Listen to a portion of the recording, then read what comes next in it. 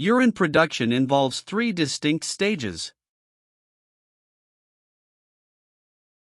1. Glomerular filtration. High blood pressure in the glomerular capillaries forces water and small solutes, like glucose and ions, into Bowman's capsule. Large elements, such as blood cells and proteins, remain in the blood.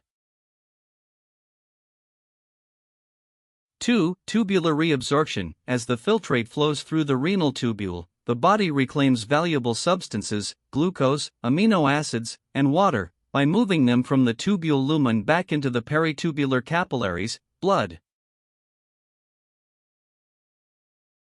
3. Tubular secretion. This is the reverse of reabsorption. The kidney actively moves additional wastes, such as hydrogen ions, potassium, and drugs, from the blood into the tubule lumen to be excreted.